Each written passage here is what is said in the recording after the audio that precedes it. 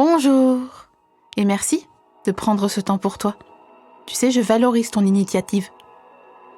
Comme dirait ton patron au management paternaliste, qui a compris que tu faisais un transfert sur lui, comme s'il était un petit peu une extension du domaine de ton papou.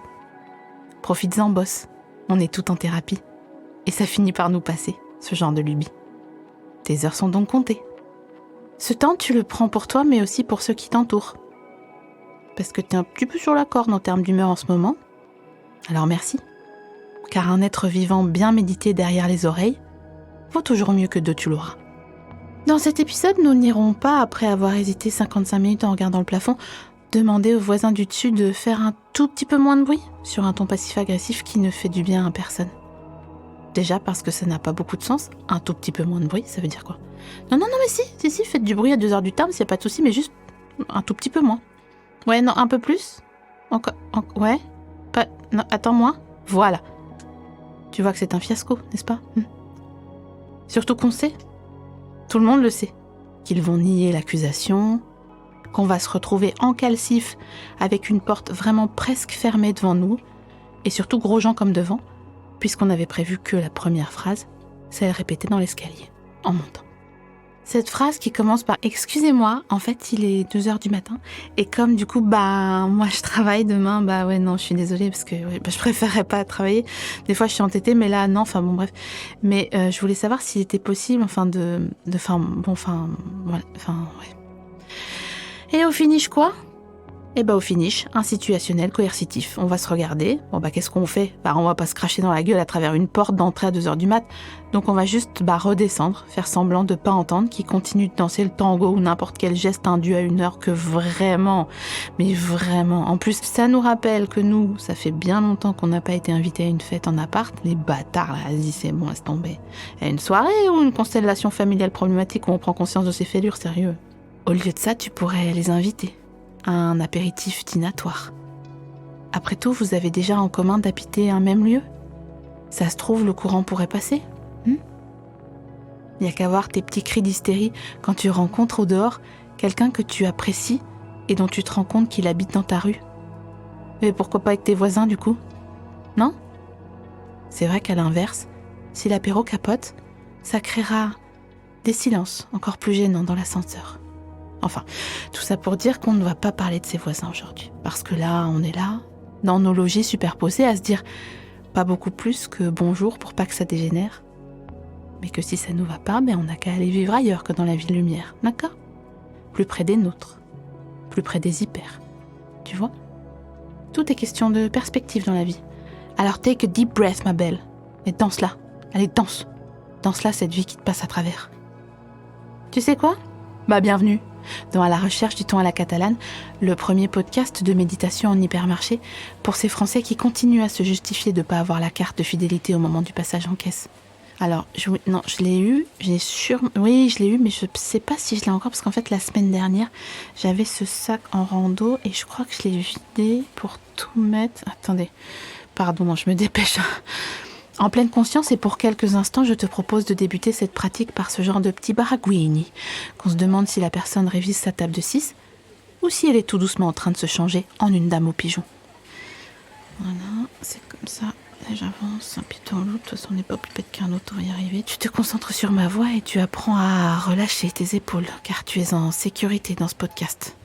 Et là, pour l'instant, tes épaules ressemblent à un mur porteur, alors que tu es simplement un mouchoir plié dans un paquet. Oui, ça peut être un mouchoir à la menthe, car c'est la fête dans ta tête. Et puis tranquillement, sans rien changer à ta respiration, tu peux commencer à marmotter des trucs dans ta barbe, n'importe quoi. Ce qui te passe par la tête, je te montre. Mais c'est pas vrai, ça, j'ai foutu cette couette de merde là. Je l'avais emballée, je l'avais pas mis sous vide, c'est le bordel. Oh, mais ça me dégoûte, on voit rien. C'est quoi ? Qu'est-ce que j'ai mis ma main dans ? Putain, elle est là le terreau. C'est moi qui l'ai mis là ? Non. Je veux pas te croire, c'est pas moi qui l'ai mis. Comme si tu poireautais depuis 10 minutes dans les bouchons et qu'un gars déboîtait à droite avec son scénic gasoil. Alors que c'est bouché. Putain, c'est bouché. Regarde là, c'est bouché. Mais oui, mais ça sert à rien. Mais pourquoi ? Descends de ta caisse, connard, va. Putain. Comme si t'avais envie de sortir une punchline à un mec pas mal. Pas mal du tout. mais que plus tu dis des mots, plus tu vois que ça va pas dans le bon sens. Alors moi, non mais laisse tomber, j'ai toujours trouvé que les enfants uniques, non mais tu sais quoi, c'est fou parce que il y a quand même... Ah, t'as pas de frère et... Ouais, bah ouais, non mais c'est génial. Vas-y, essaye, tu vas voir, ça détend. Tu peux marmotter joyeux et timide, comme ça. Hop, je mets à sécher tout de suite en sortant de la machine, comme ça, j'y pense pas toute la journée. Bravo Soso. Et j'ai pas besoin de tout relaver ce soir parce que quand ça reste trop longtemps dedans, ça sent l'eau bénite vu que c'est resté toute la journée comme ça. Voilà, tac. Chaussettes avec les chaussettes. C'est bon. Tu peux aussi marmonner grincheux. Mais je sais pas, monsieur, moi, ce que j'ai fait de ma carte avantage. Oui, j'ai compris qu'il vous la fallait physiquement, la carte. J'ai bien compris, vous me l'avez répété 600 fois en 40 secondes. Putain de Forrest Gump, le gars, là, je te jure. Je sais pas, je l'ai dans un mail, mais je pense que c'est sur une autre adresse, là où je donne les spams. Non, c'est la SNCF, c'est pas un spam. Non, enfin bon, etc., etc. Et tu bougonnes, et tu bougonnes. Encore, et encore. Voilà, c'est très bien. Oh, vraiment pas fort, hein, peut-être même juste dans ta tête, hein, pour pas déranger. Mais ça suffit quand même à te faire un peu de bien.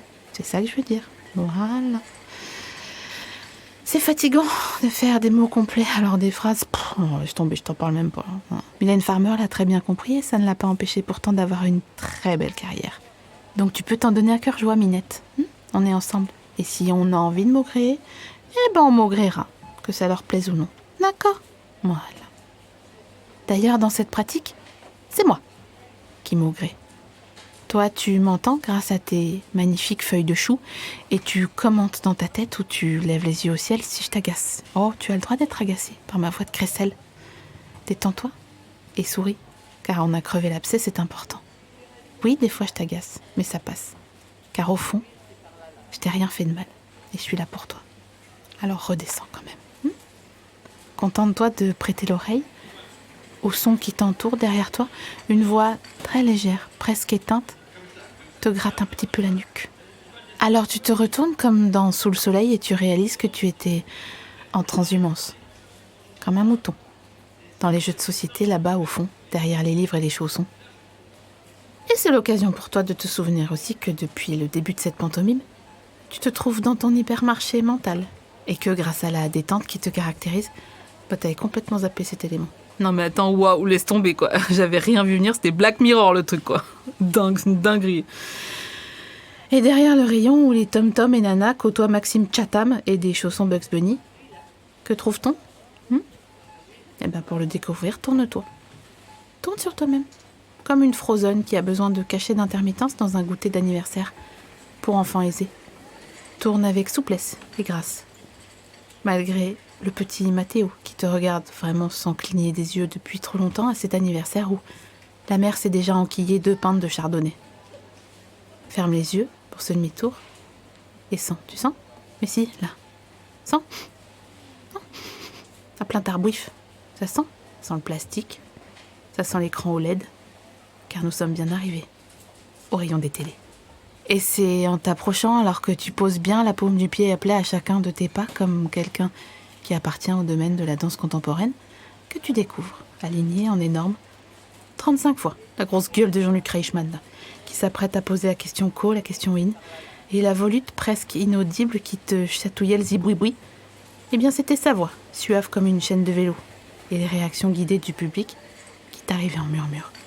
Sous les néons toujours nickel de ton hypermarché mental, Eric, l'unique vendeur permanent du rayon électro, vient de finir une démo à une cliente en retraite qui venait pour regarder et qui est repartie avec un bon de commande. Ah tiens, pour occuper son veuvage avec Nagui et Léa Salamé en 4K. Après avoir conclu l'affaire, Eric a eu ce vague à l'âme, à l'odeur que seuls les hommes blancs cis peuvent reconnaître. Une tristesse, au fond, qui dit « on me donne tout ». Rien, il n'y a personne pour me limiter. Et moi, je choisis de vendre des télés en périphérie de Bourg-la-Reine. Il a vendu, oui, c'est vrai. Mais il a le seum. Il a le cafard, même. Mais ça, c'est parce qu'il a regardé Formula One. Et lui, c'est un podium qu'il veut quand il réussit quelque chose. Pas le talon d'un bon de commande dans ton hypermarché mental en périphérie de Bourg-la-Reine. Et pour cette raison, il a machinalement tripoté le caoutchouc du bouton de volume de la télé qu'il venait de vendre. Oui, le bouton du volume est mou. Il y a des modes. En ce moment, c'est mou. Comme ça. Puis dans 2 ans, ça sera à nouveau dur, titre. Il a appuyé 1, 2, 3, 4, 5, 6 fois sur le moins. en tendant le bras comme s'il devait attraper des boyards à la fin de Fort Boyard. Mais comme il pensait à son triomphe à Formula One, il n'a pas totalement coupé le son. Ou alors, c'était pour avoir une présence. Mais ça, c'est Eric, hein. Il finit jamais ses mouvements. C'était déjà comme ça au hand, quand il avait 14 ans. Sa vaisselle, va savoir pourquoi il l'a fait toujours en 2 fois. Et sa femme vous en dirait d'autres si elle était restée, mais elle a préféré se barrer avec un autre Eric, qui lui finit ses croissants au lieu de laisser un croc, le gars est fou, qu'on retrouve tout rabougri dans le sachet 2 jours plus tard. Pourquoi ? Là, vous irez lui demander vous-même. Au-delà de ce portrait brossé à contresens d'Eric, il est bon vendeur. Et il se fait les cuticules, ce qui est rare pour un homme, et encore plus un homme né en 75. Et il a fourgué une téloche à Yasmina, qui n'avait été fidèle qu'à 3 appareils jusqu'ici. Elle venait comme ça, jeter un œil, puis elle est repartie avec un écran, mon gars, elle peut se cacher derrière lors d'une partie de 1, 2, 3 Soleil, et je te parle pas de l'album live avec Faudel. Hein. Yasmina. Yassou, pour ses copines. Yassou! Aime pas acheter des télé, Yasmina. Oh, jamais aimé ça. Ça lui rappelle sa tanasse de mari, à présent conjuguée à l'imparfait, mais qui, de son vivant, avait 2 passions. La faire chier et dire qu'en Algérie ceci, en Algérie cela, et, dès qu'ils avaient l'argent pour aller visiter le pays de son père, acheter à la place une télé et faire comme si ça avait toujours été le projet. Ah, c'est comme ça qu'Yassou a possédé, contre son gré à la base, un tube cathodique, qui a vu le grand front de Mitterrand se dérouler ligne par ligne, remplacé ensuite par un 16/9, le surnom d'un ancien copain à moi, avec lequel son mari en personne semblait avoir gagné la Coupe du Monde une première fois. Elle avait tellement le seum de le voir beugler devant ce qui devait être leur retour aux sources, qu'elle l'a nettoyé au vinaigre blanc, toutes les semaines, pendant 10 ans, la chipie. Après, elle s'est habituée à l'idée que son mec était un con, comme le voulait la tradition à cette époque, et elle a imprimé la forme de son séant dans le canapé devant Thalassa. Non, c'est le générique de Thalassa, même si on dirait que je suis en train de fredonner la lambada, pas du tout. Thalassa, donc, mais aussi des trains pas comme les autres. C'est mon choix. Et Marie-Ange Nardi, mais moins, parce qu'elle l'a trouvé trop, je sais pas, non, Marie-Ange Nardi, elle l'aimait pas trop. Et puis il y a la dernière en date, celle qu'elle venait remplacer, car entre-temps, elle était allée enterrer son mari en Algérie pour qu'il soit loin d'elle, une bonne fois pour toutes, ou plus que par conviction, oui, on va le dire. Et c'est là qu'était entré Eric en scène. Ils avaient un peu flirté, ouais.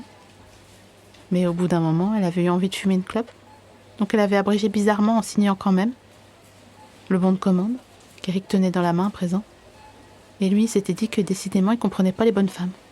Et qu'au moins, avec Jean-Luc Reichmann, 1, il comprenait les références, 2, il avait un point de comparaison pour se trouver plus cool que quelqu'un, et 3, c'était l'heure de sa pause déj. Alors il était temps d'aller réchauffer le hachis William Saurin, dont il avait laissé la moitié dans le frigo des salariés, la veille. Et c'est là que son petit cœur se serra. Parce que si sa femme avait été là, elle aurait trouvé à redire. Mais lui, sa technique, c'était que pas finir un plat, ça voulait dire pas avoir à refaire les courses. C'est complètement con, attention, on est d'accord. Mais après, on va pas lui charger la mule, car c'est la fin de cet épisode. Je te laisse terminer cette pratique en t'interrogeant. Quand as-tu tripoté un bouton de volume pour la dernière fois ? Et était-il mou, à la mode de en ce moment, ou dur, comme il y a 5 ans ? Je te laisse voguer à cette réflexion. Et tu peux doucement remuer tes orteils pour reprendre le cours de ta journée. Merci à tous les Eric, toutes les Yasmina, peut-être vous, leurs enfants, d'avoir suivi cette pratique, et on se retrouve la semaine prochaine pour faire comme les hirondelles et ramener le printemps. Avec un chapeau lors de la migration pour les hirondelles, car il ne s'agirait pas d'attraper une insolation pendant ce long périple. Merci. Non, j'ai pas de carte. Je suis pas fidèle de toute façon. Fermez-vous.